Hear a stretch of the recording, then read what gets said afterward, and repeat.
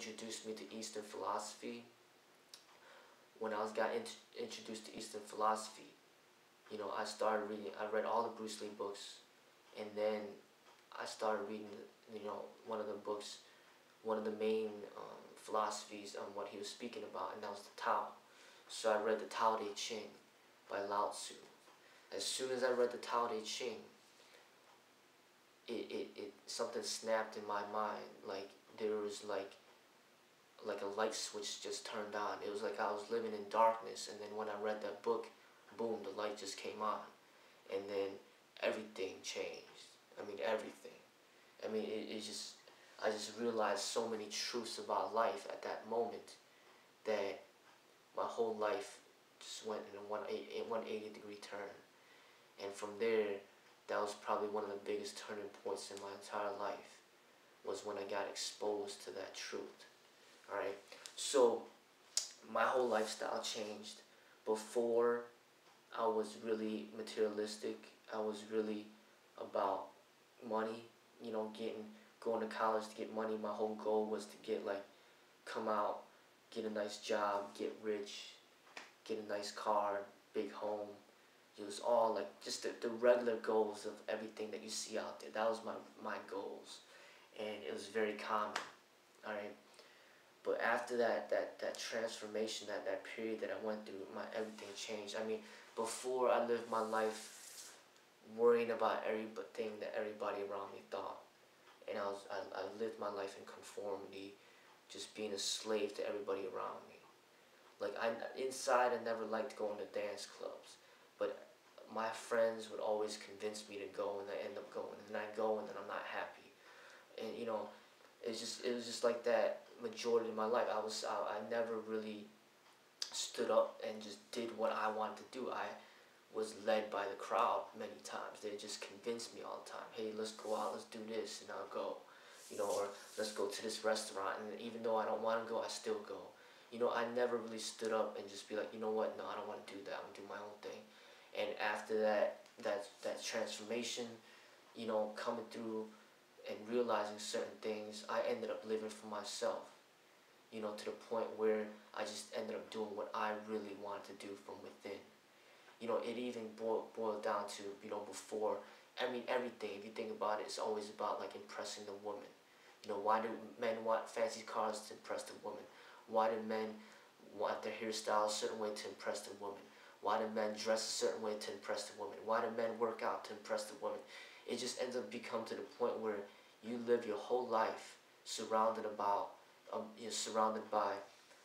whether or not you're going to be impressing a woman. And when I came about that you know, realizing profound truth, you know, and coming close to connecting with my inner being, I stopped living for that.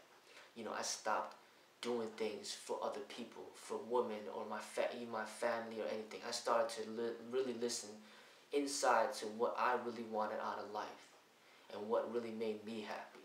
So I ended up dressing the way I wanted to dress. I ended up, if I didn't want to go somewhere, I just didn't go. You know, if I didn't, you know, everybody around me was like celebrating birthdays and calling each other, you know, for birthdays. If I didn't want to do it, I didn't do it. You know, I mean, I just ended up finding my own way, doing my own thing, you know, and just really, you know, connecting with my inner being. So that was a significant point in my life in the year 2002, where everything changed. My whole being changed.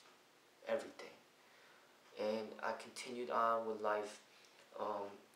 When my first 2 years in college, my first semester, I had straight A's. Alright? And my first 2 years, great, and I had amazing grades. You know, 3.6 and above, my first 2 years. All A's, mainly A's and some B's. Alright? After that spiritual transformation, at the year 2002, when I started seeing things differently, I mean, my grades just, I mean, it just dropped down, you know.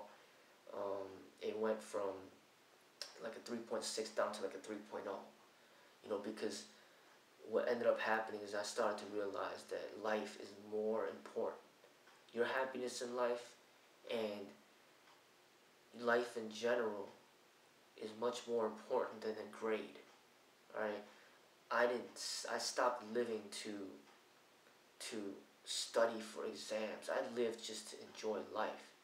You know, I might have studied 6 hours a day back when I was a freshman, but then when I came to that realization in 2002, I might have came from 6 hours of studying down to 1 hour, because 5 hours of that time I was going to do what I really love to do, and most of the time it was either training in martial arts or spending time with a close friend or something like that.